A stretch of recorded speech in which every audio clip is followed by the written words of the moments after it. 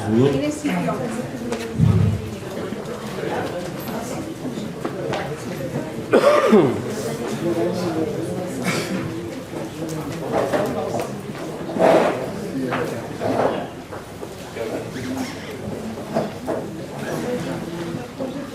Buenas tardes a todos, bienvenidos al Centro Documental José Luis Cano y hasta de su casa, hasta la sala Manuel Fernández Mota.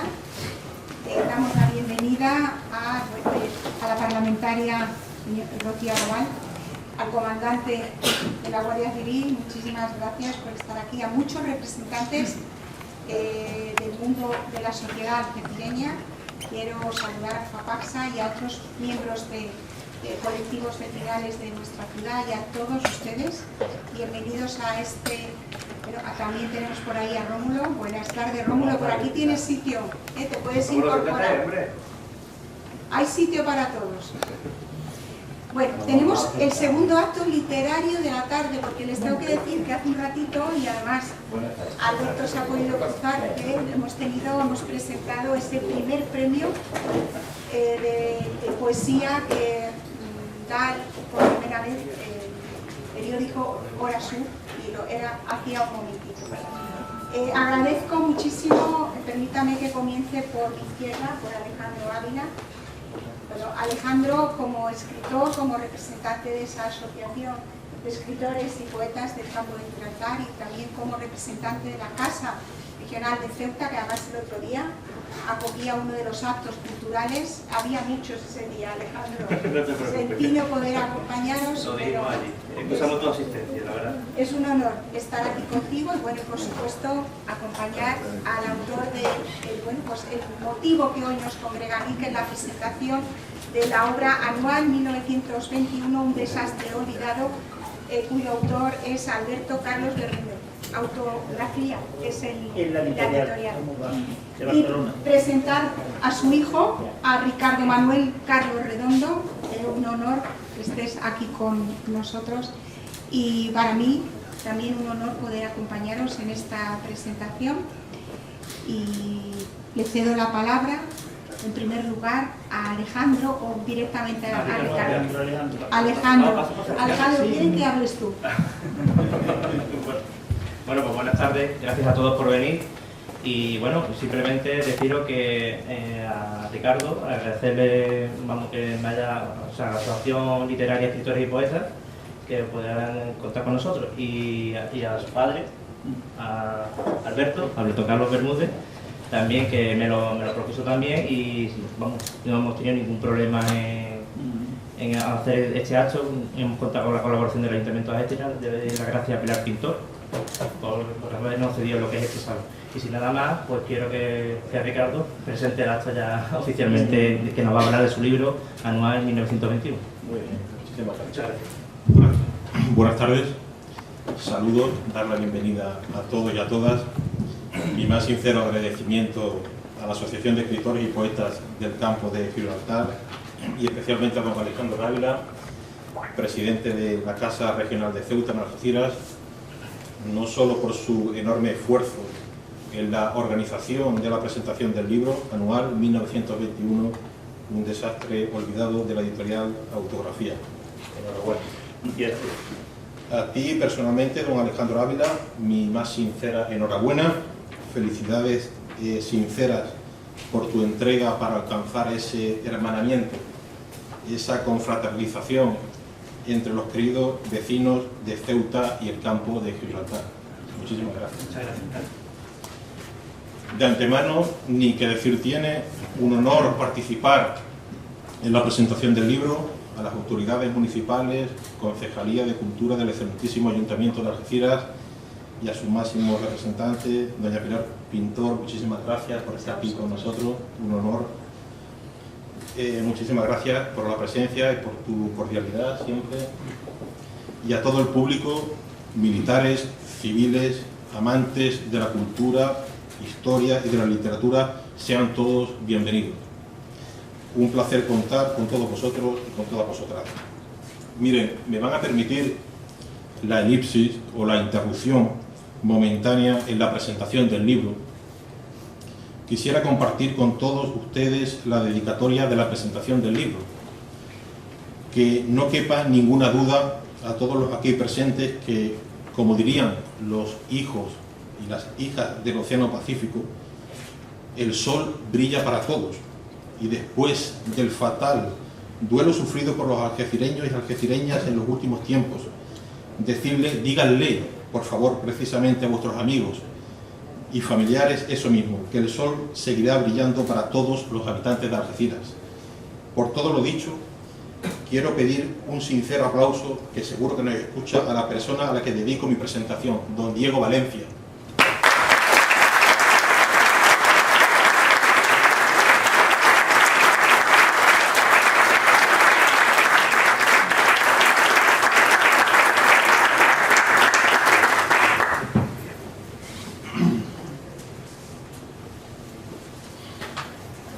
Muchísimas gracias.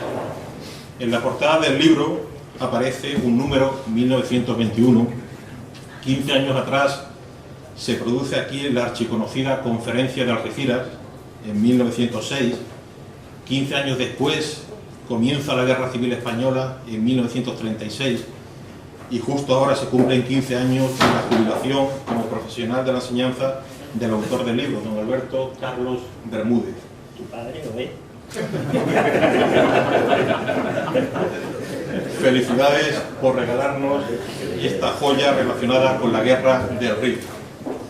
Por cierto, atención, y he tenido la oportunidad de comentarlo, atención a lo que nos ofrece el autor. Como ustedes habrán podido comprobar, fotografías, postales únicas, algunas sobrecogedoras, correspondencias de la época para el que quiera disfrutar de ellas, incluso un uniforme de valor incalculable de un soldado caído en Anual. Honestamente, creo acertado y necesario una muy escueta cronología para situar la obra y al mismo tiempo al autor. Si me permiten, 1912, un pequeño viaje en el tiempo. Francia impone a Marruecos el protectorado, cediendo a España la administración de la zona norte. 1921, el ejército español, que trataba de ocupar el Rif, es derrotado en Anual por las tropas de Abdelkrim al-Khattabi.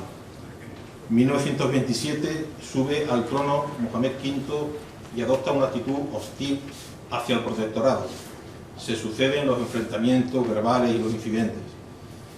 1953, Mohamed V es depuesto por los franceses, lo que provoca una reacción nacionalista en todo el país. Y en 1956, como ustedes bien saben, Marruecos alcanza la independencia. Si el autor, mi padre me corrige, el 6 de abril de 1956. Sí. Tenía yo 8 años. 8 años. Sí. Entre 1927 y 1953, fechas señaladas, más concretamente en 1948, nace en Tetuán el autor de la obra don Alberto Carlos Bermúdez. Y ahora que acabo de nombrar a mi querida Tetuán, a su querida Tetuán, la Paloma Blanca, a escasos 40 kilómetros de lo que el marroquí llama en árabe Basepta, la llamada Puerta de Ceuta, Tetuán, en la falda de una montaña, en las estribaciones del Rif, hermosa ciudad andalusí, que conserva un aire absolutamente tradicional en las callejuelas de su Medina, declarada Patrimonio Mundial por la UNESCO. En nuestra memoria, Tetuán, capital del protectorado español desde 1912 a 1956. Don Alberto Carlos Bermúdez, una persona que ha vivido, vive y vivirá para la cultura y por la cultura, y que ha dedicado parte de sí, años, para sacar a la luz esta obra, Anual 1921, un desastre olvidado, de la editorial Autografía. Él, desde el oasis de sus mañanas y tras recorrer un inmenso desierto, nos entrega su monumental estudio sobre los hechos acaecidos en Anual, acompañado de fotografías muy valiosas, además de documentos únicos, como he podido comprobar, por ejemplo, ese carnet de la policía indígena que está a vuestra disposición para el que quiera verlo, y es muy probable que sea el único en España, es muy probable. al autor Abarrán, Igueriben, Montearruy, por supuesto Anual, o una bibliografía impresionante. Son solo un pequeño mosaico a todo lo que ofrece el libro. El máximo deseo del autor, que el lector y amante de la historia quede satisfecho. Honestamente creo que cumple con ese precepto. Ustedes mismos estoy seguro que pueden verificar lo comentado. Sinceramente, y desde un punto de vista personal, cuando me comentan o me viene a la mente Anual, de forma indefectible me vienen unos versos en forma de conversación que aparecen en la Ilíada, en los que Aquiles le dice a Héctor: deja de hablarme de acuerdos, entre hombres y leones no hay posibilidad de compromisos leales, entre lobos y corderos no hay sentimientos comunes, todos traman sin descanso la muerte los unos de los otros. Creo que aquel enfrentamiento hispano-marroquí se ve reflejado en esa conversación entre Aquiles y Héctor. Antes de pasar a una serie de preguntas relacionadas con la obra, 5 preguntas que me gustaría hacerle al autor, además, por supuesto, de la apertura de un turno de preguntas o compartir experiencias. Estamos en familia, no hemos venido a examinar a nadie ni a ser examinados. Para el que quiera participar del público, nos gustaría que vieran, por gentileza de la UNED Algeciras, le damos las gracias, Sí. un vídeo, Carlos, secretario. Juan Carlos, un vídeo con imágenes de la época de los sucesos del RIF, a poco más de 10 minutos, y disculpen la calidad de las imágenes, la verdad es que son muy antiguas, pero hemos creído que merece la pena verlo. Así que vamos a intentar, si somos capaces de...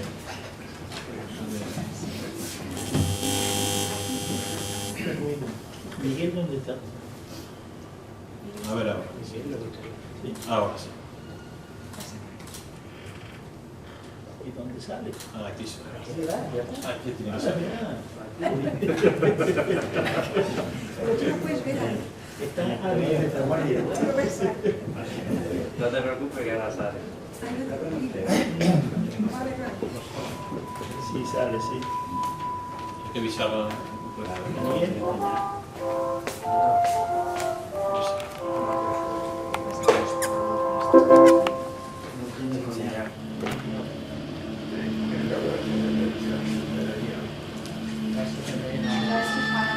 Sí, a ver, un segundo. Un segundo, por favor. Ahí hermano lo Es que hoy no está Javi. No te preocupes. Por lo que yo estoy viendo es que no se ve el cable. Habrá que dejarlo en el lado.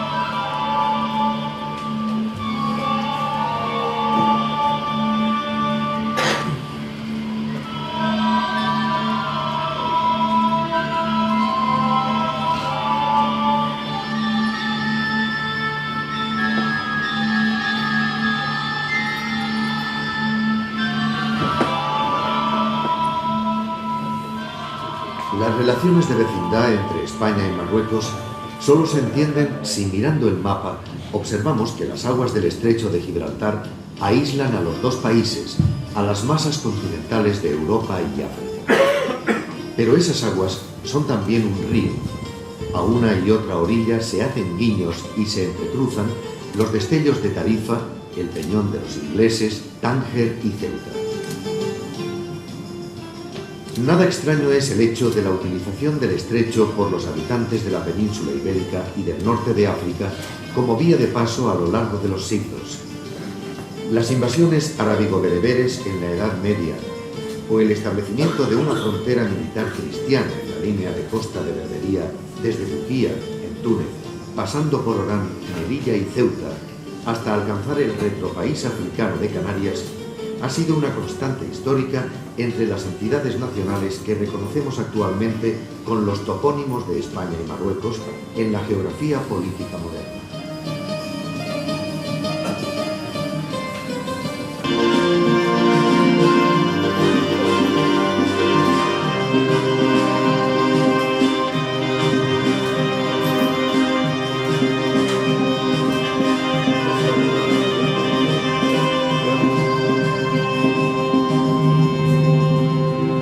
El Rif Central es una zona pobre, árida, montañosa, sin mucha vegetación. Los rifeños de entonces, a principios del siglo, se dedicaban a cultivar algunos cereales como maíz, cebada, trigo y poco más. Y algo de árboles frutales como, por ejemplo, las higueras y aceitunas. Entonces, estos, ¿cómo comercializaban sus cosas? Se juntaban en cada aldea, tenía un mercadillo que se llama zoco. Y en este zoco todos los campesinos o agricultores rifeños llevaban sus cosechas para intercambiarlas o venderlas entre ellos. También comercializaban con las colonias españolas, tanto por la parte de Melilla e incluso hasta Ceuta, pero los rifeños de la zona central más con la isla de Alhucemas y la isla de Vélez de la Gomera. Intercambiaban con estos incluso armamento y textil, dándoles los rifeños cosechas de su agricultura. En principio, los rifeños veían con buenos ojos el colonialismo o el protectorado español, porque creían que con una potencia iba a darles una civilización construyendo escuelas, hospitales, carreteras, presas, etc. Pero Abdelkrim, al estar en el Rif, y es el más notable de los rifeños del Rif Central, vio que no era así, que la intención de España era colonizar todo el Rif, explotando sus minas en beneficio de ellos. El estado de insurrección localizada de varias tribus rifeñas entre 1912 y 1921 mantuvo en vilo al ejército de África, que empezaba a crecer con desmesura, y a la opinión pública española, que no entendía el porqué de aquella historia de moros y cristianos. Este enfrentamiento de rifeños y tropas españolas alcanzó su paroxismo en el mes de julio de 1921 en el retropaís de Melilla. Anual, Igueriben, Monte Arruí son nombres para antes y después.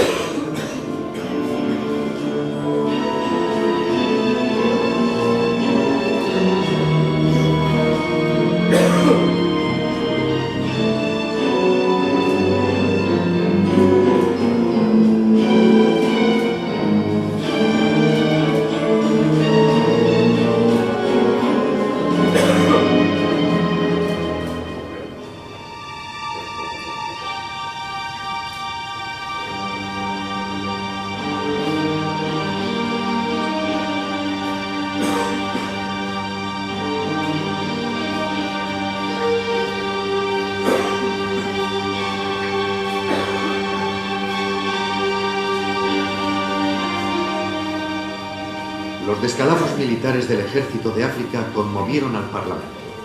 Por ello, se creó la Comisión Picasso.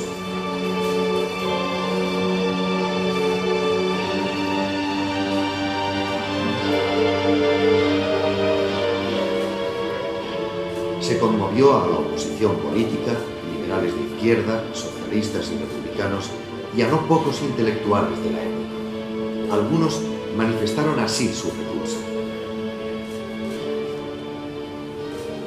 ¿Qué te traía esta guerra? ¿Un estímulo de Quijote o una fatalidad?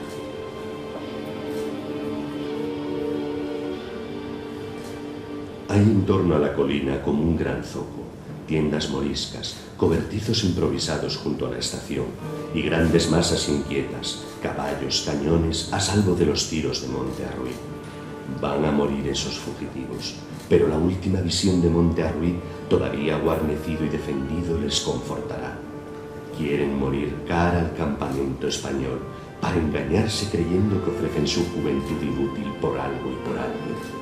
Huyen, se dan de bruces entre sí, tropiezan y retroceden y siguen huyendo enloquecidos. Junto a la vía, más allá, en la carretera casi paralela, se hacinan los muertos. Surge de entre ellos en la confusión de las distancias el olor pestífero y una música tensa y lenta de pandero y chimenea.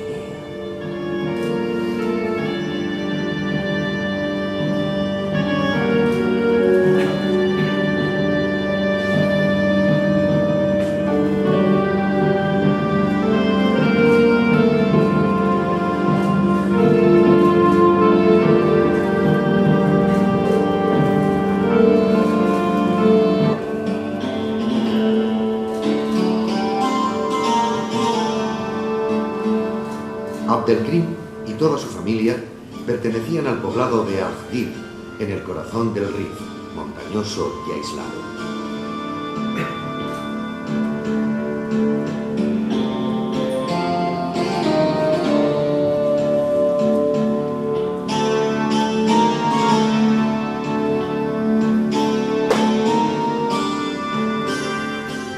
Luego de haber servido a los intereses españoles en Melilla, ya que colaboró en la prensa que se editaba en aquella comandancia, Abdelkrim, sus tíos paternos que estaban relacionados con oficiales españoles y su propio hermano, estudiante en Madrid, organizan una resistencia armada que pone en pie de guerra a millares de milicianos bereberes. El banderín de enganche fue la Guerra Santa contra las tropas y colonos, tanto españoles como franceses. Se aireó además la proclamación de la Daula Yumhoria Rifilla, el Estado Republicano del Rif.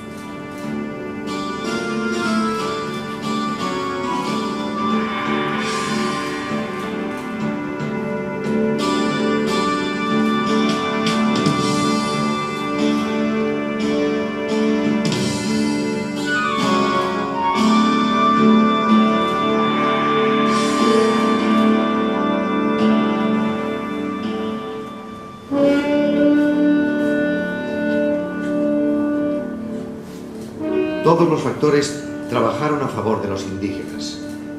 El terreno, porque era el suyo y lo conocían palmo a palmo, las sierras y sus quebradas, los bosques y los arroyos.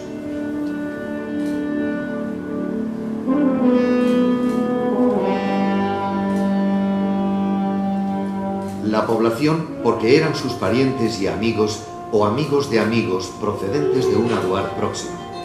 La solidaridad intertribal funcionó esta vez intensamente entre los Beni Uriag, los Tensamán, los Beni Snasen.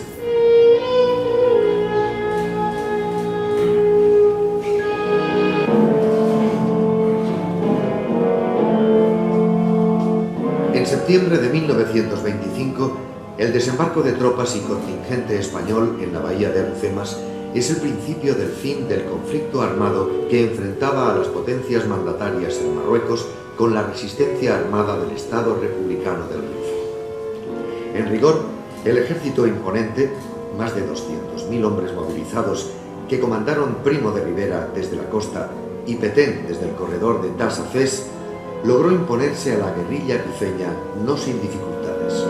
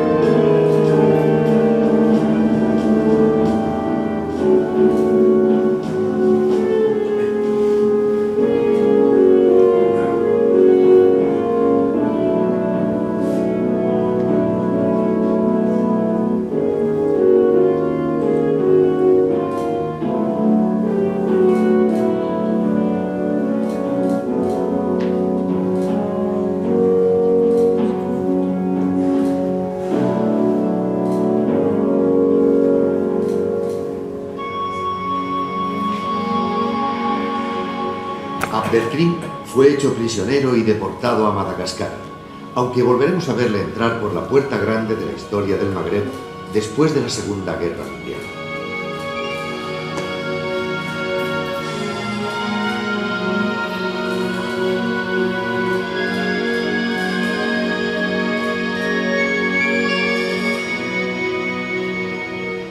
Lioté en Rabat, Sanjurjo en Tetuán, el sultán mismo respiraron hondo cuando se proclamó el final de la guerra. Se anunció la pacificación del Rif primero y algunos años después el cierre del frente abierto por los bereberes del Atlas a la penetración francesa al sur de los ríos Sus y Dra. Aquellos años, vistos desde ahora, sellaron una etapa dramática de las relaciones euro-magrebíes.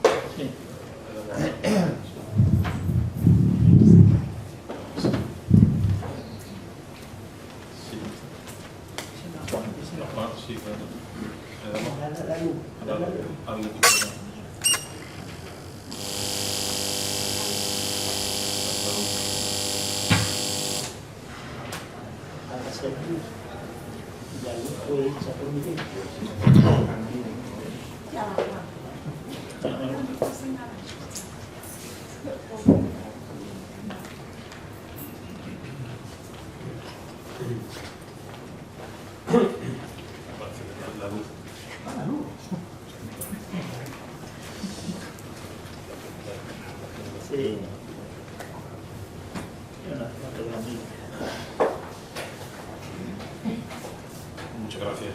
Gracias. Y al profesor Morales Lescano por el vídeo. Empezamos con las 5 preguntas. Uno de preguntas, don Alberto. La primera pregunta, y como petición de la editorial Autografía,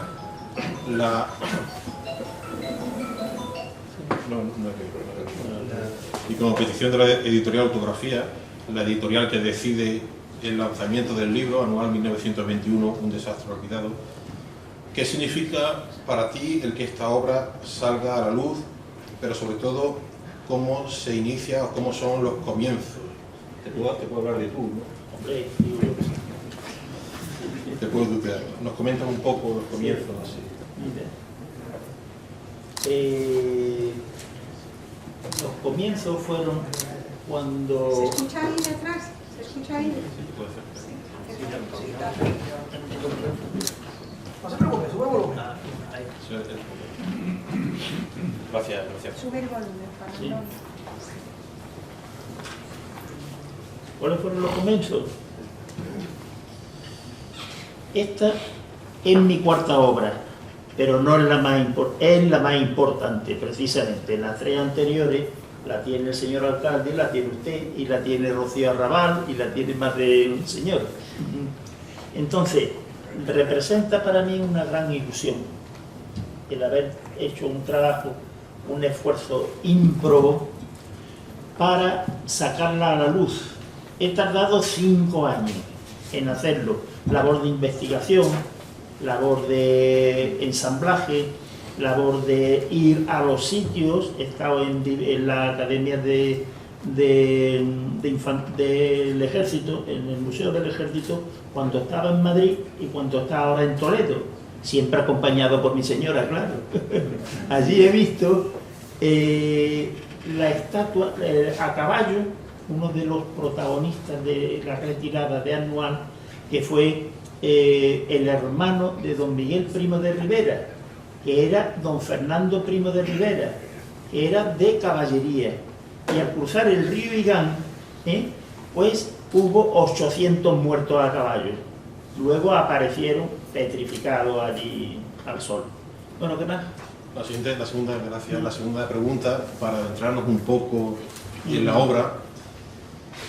Y son los ámbitos a analizar de la obra extensos y variopintos, como sabes, aparecen rincones como Celuán, Dartrius, la propia aldea de Anual, o personajes como Felipe Navarro, el comandante Benítez, o el propio Fernández Silvestre. Como autor de la obra, Alberto, y de aquellos, después del estudio de aquellos dramáticos acontecimientos, ¿qué es o qué fue lo más impactante de todo lo acontecido en aquella época de la Guerra del Rif para ti? Pues mira, hay un capítulo donde el capitán Félix Arena Pacheco,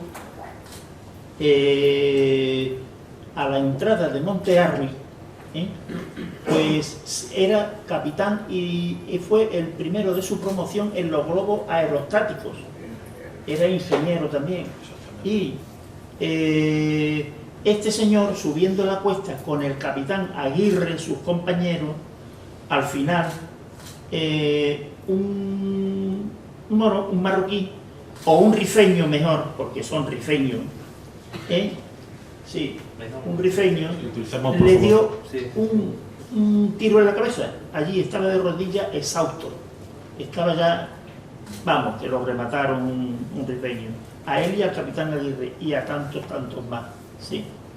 Aclarar, por favor, que utilizamos el concepto, la palabra moro, como un concepto histórico. Sí. Tenemos todo, don Alberto, todo un océano de información relacionada, por ejemplo, con la Guerra Civil Española. Sí. Aunque hay autores que hablaron en su día, sobre el controvertido desastre de Anual. Sí. Recuerdo ahora, por ejemplo, de Eduardo Ortega Gasset, Juan Pan de Despierto, y el propio Ramón J. Sender. En portada del libro, un desastre olvidado. Sí. ¿Por qué olvidado y por qué tan escaso los escritos sobre Anual? ¿Por qué hay tan poco sobre Anual? No te vayas a creer. Mira, hay una obra que a mí me impactó mucho, que fue Imán, de Ramón J. Sender.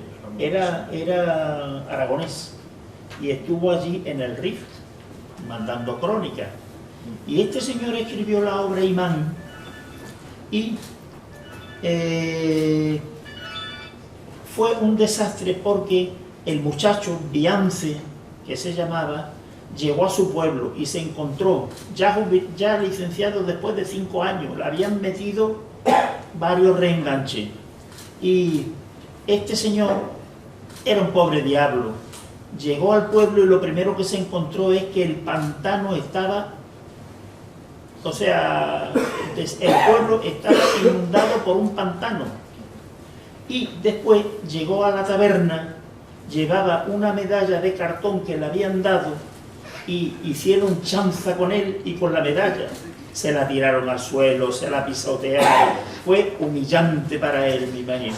Todo eso lo cuenta la obra Imán, que fue de las primeras que yo compré, junto con los episodios nacionales contemporáneos de Susana Mar y Ricardo Fernández de la Reguera, que eso los compré con mi primer sueldo de maestro en Ceuta, allá por el año 71, y lo tengo en gran estima. Son 10 tomos y el número 6 es Anual. Es una obra de humor, es una obra trágica, es una obra de miedo, y al final el protagonista, con 21 años, era de Chamberí, le decían Chamberí, muere en la cama de un hospital con el pelo blanco del terror que había pasado. La penúltima pregunta, cuenta María Rosa de Madariaga en uno de sus libros, y parafraseo, si me permite el pequeño texto, cuando los milicianos obreros campesinos que defendían con las armas la república, es decir, el régimen elegido legítimamente por el pueblo, vieron aparecer ante sí al moro, esta vez no en los campos de África, sino en la propia península. Resurgieron las imágenes estremecedoras del pasado que ellos mismos habían vivido, que sus padres o sus abuelos les habían contado. El Barranco del Lobo, 1909, Anual Monte Arruy, 1921. En algunas regiones como Asturias, en donde para aplastar la revuelta de los mineros del 34, el gobierno había traído tropas de Marruecos, la Legión y los regulares, el recuerdo del moro seguía aún vivo en las memorias, también el del feroz legionario, aunque se hiciera más hincapié en el moro por ser el enemigo tradicional. Después de la extensa lectura, y para ser lo más pragmático posible ahora por mi parte, la caída del ejército español en Anual se debe más por el tradicional miedo al moro o por la desastrosa, como comentan, estrategias de los generales africanistas y encabeza el general Fernández Silvestre, aquí estamos obligados a nombrar? Yo le echaría la culpa, entre comillas, al general Fernández Silvestre, porque ubicó las tropas en Anual, mal abastecidas, sin agua, estaba 15 o 20, estaba retirada, 400, 500 metros el agua, y en ese verano de julio de 1922 hacía un sol ardiente. Y entonces la instaló en una cubeta, que es Anual. Claro, los rifeños desde arriba hicieron tiro al blanco como ya te puedes imaginar, Juan. Aquí lo veo y aquí lo eso. Hubo actos de valor, por supuesto, por ejemplo, el general Fernández Silvestre, pues resulta que no se encontraron los restos, desaparecieron. Dicen que se suicidó. El último mensaje fue para su hijo, que era alférez, y le puso un mensaje porque le llamaba cariñosamente Bolete, sí, y entonces se fue Bolete, pero se quedaron allí el coronel Manella, el coronel Morales y algunos más. Él se vio perdido y en la tienda de campaña en la noche anterior cambió 3 veces de planes. Ahora nos vamos, ahora nos quedamos, ahora la indecisión del mando. Pero también hay que echarle parte de culpa a los políticos, porque, si no recuerdo mal, estaba de ministro de la guerra un apellido que le sonará, que era Marichalar, que es el ancestro del señor que está ahora por ahí pululando, que no sé dónde estará, pero bueno, no me interesa. Y entonces a los políticos también hay que echarle, porque el ejército estaba desabastecido.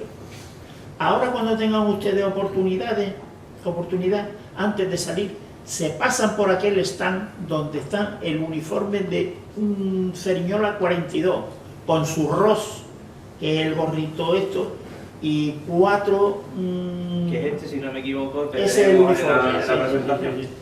Sí, lo consiguió mi hijo en una subasta y no me ha dicho el precio, me la regalaron. Y entonces, pues, hay un fe de esto uno, hay la gorra de regulares de un coronel, y hay un chapiri, que para los que no lo sepan, un chapiri es un corrillo legionario. Sí, y en fin, hay tantas postales y tantas cosas, todo labor de mi hijo, a quien se lo agradezco. Venga, la última pregunta, ¿cuál es? Yo es que me enrollo.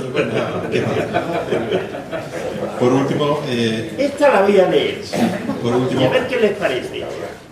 antes de pasar a la participación del público, que me encantaría, siempre se habla, dado también el enclave geográfico de las relaciones hispano-marroquí, desde un plano político, militar, etc.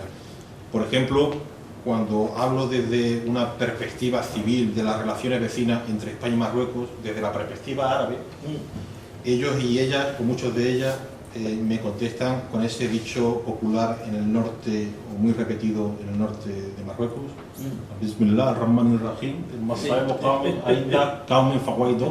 que significa tristeza en mi pueblo, alegría en el tuyo. Desde tu punto de vista y tras toda una trayectoria de vida en la península y en el antiguo protectorado en Tetuán, ¿cómo son las relaciones entre el español y el marroquí? Pues mira, yo como maestro que he sido y he calificado, creo que necesitan mejorar las relaciones. Cada uno tiene que poner de su parte, por supuesto, ¿no? Avanzamos hacia la multiculturalidad, eso es indudable, hacia las buenas relaciones. Hay muchas organizaciones que se preocupan de ellas, sí, de ello. Creo que hay que cambiar la palabra miedo por la palabra respeto y comprensión. Y se ha acabado mi pregunta,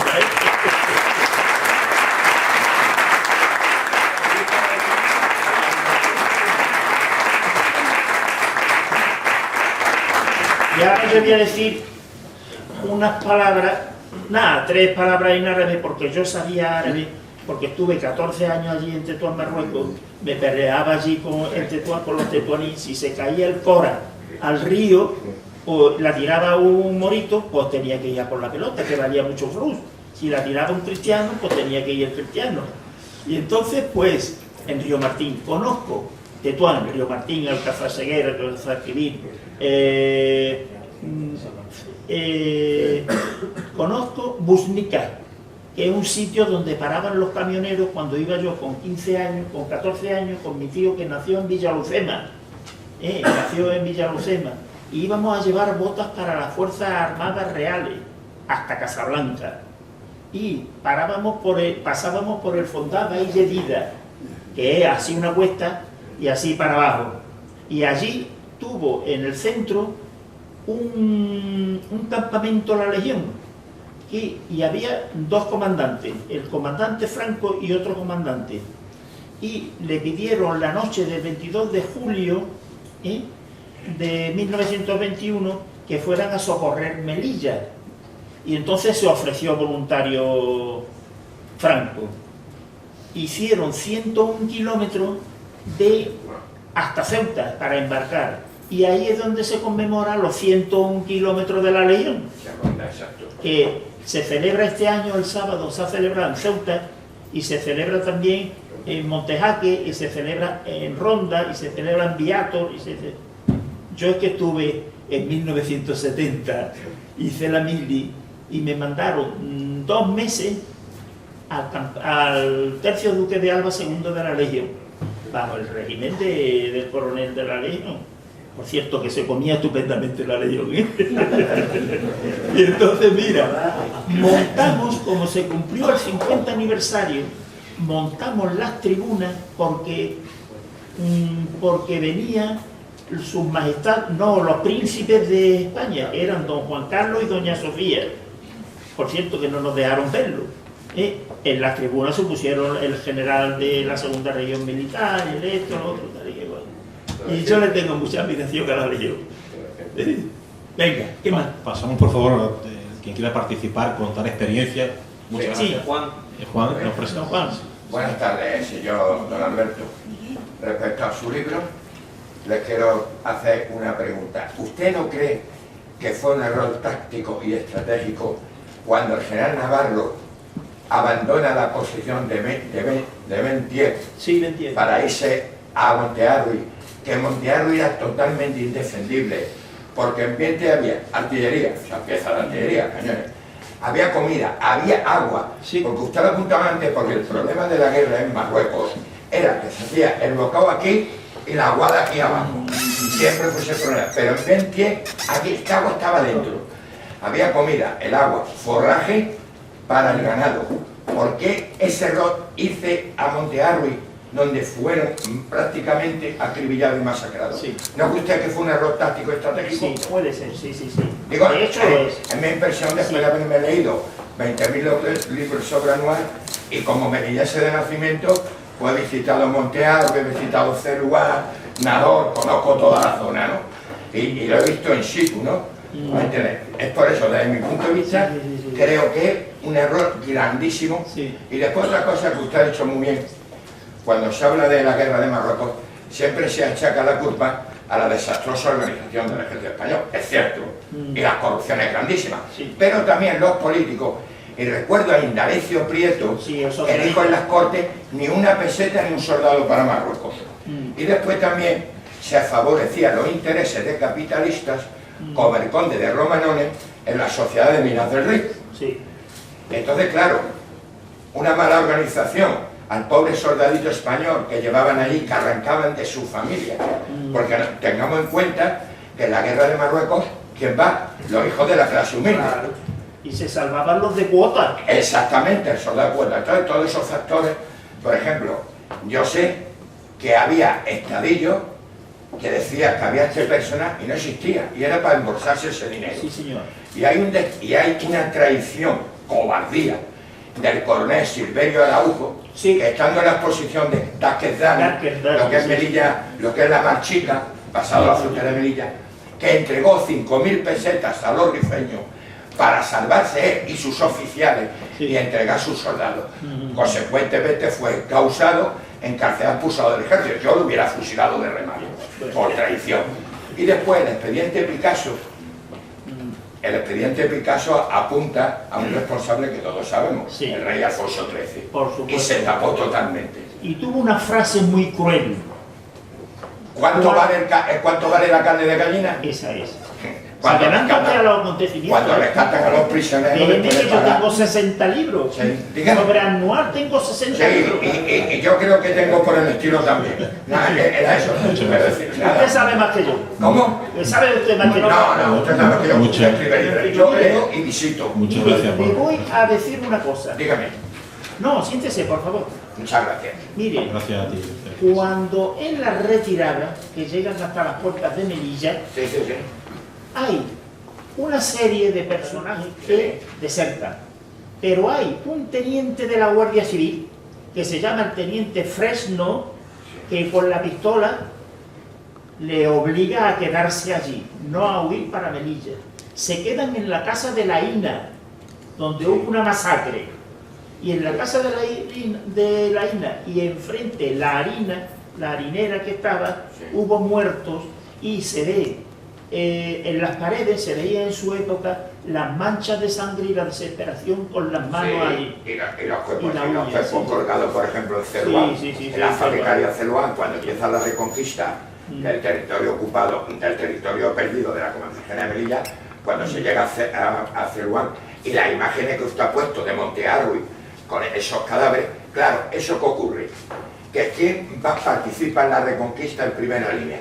Las unidades de la Legión. Sí. Que ahí es cuando la Legión adquiere su mística. Claro, yo me pongo en el lugar, cuando veo las masacres cometidas por los moros, vamos, no tengo piedad ni hombre, mujer y niño. Y entonces en la península todo el mundo escandalizaba, pero es que en aquel momento el moro no tenía piedad con el soldadito, ni con mujer, ni con niño civil, no respetó a nadie, masacraron, violaron y mataron, eso también hay que entenderlo. Entonces claro, cuando viene la reconquista, tú ves aquello enardece, está claro. Muchísimas gracias. En el bloqueo de la muerte, diga.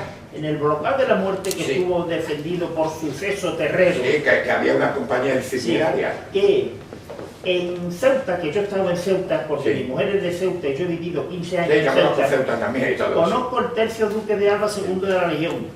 Y allí a la entrada está Millán Astray y está Suceso Terrero. Bueno, y Valenzuela. No, Valenzuela está abajo, tiene de regulares. Sí, la estatua que usted dice ya la han quitado, solo queda la de Millán Astray. No me diga, ¿se quita la de Franco? Sí, la de Franco, la de Valenzuela y la de Suceso Terrero. Solo queda la de Millán Astray como coronel fundador de la Sin embargo, en Melilla no hay quien quite la estatua de Franco. Se la han quitado, la del puerto. Memoria histórica. La del puerto la han quitado. Y la que estaba en el tercio, que era Franco a caballo también, por la ley de la memoria histórica. Bueno, me toca hacer un poco de malo, de cortar un poco la conversación. Sí, es que hay un problema. Que no pasa como los pobres negros. Empezamos a hablar y nos embalamos. Muchísimas gracias por la corrección. Si alguien por favor quiere participar o compartir experiencia sobre el tema o haya estado en un enclave. Ahora les invito, bueno, no, que antes de cerrar, don Manolo Báez nos va a cantar una canción y a tocar con la guitarra de 1920. ¿Es verdad o no? ¿Qué pasa aquí, Manolo?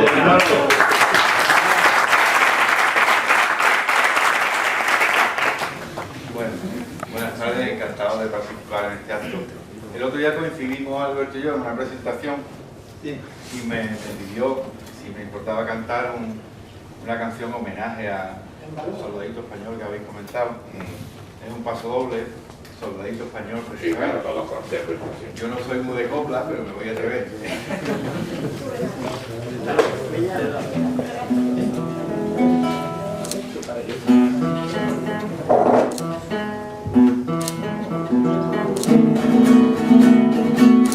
Al sonar de los tambores y al compás del tararí, no hay un hombre que se precie, que no sienta un algo aquí, porque llevan esos mozos esforzado pelotón, la esperanza de la patria, el valiente corazón, soldadito español, soldadito valiente, el orgullo del sol es besarte la frente, la victoria fue tuya, porque así lo esperabas, cuando muerta de pena la Virgen rezaba tu novia morena.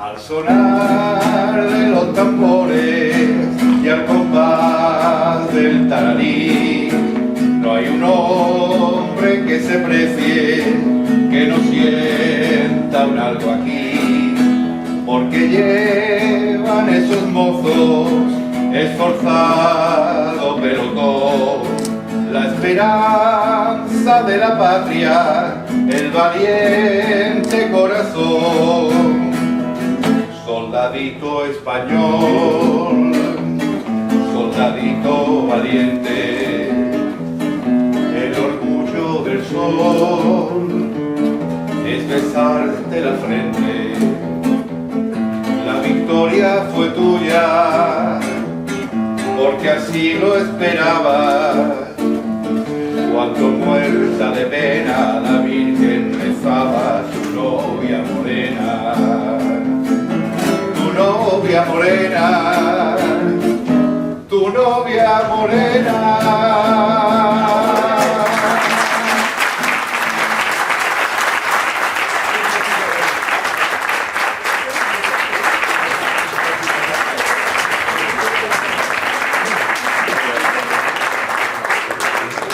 Muchísimas gracias, ¿verdad?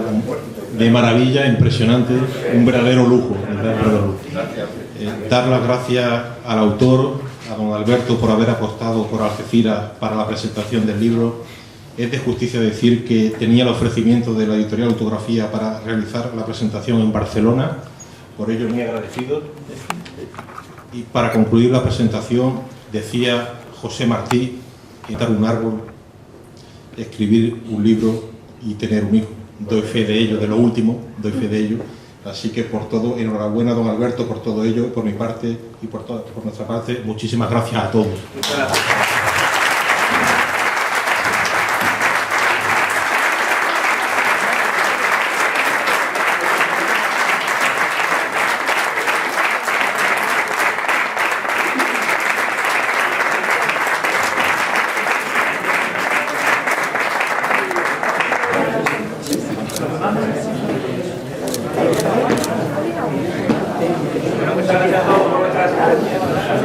Gracias.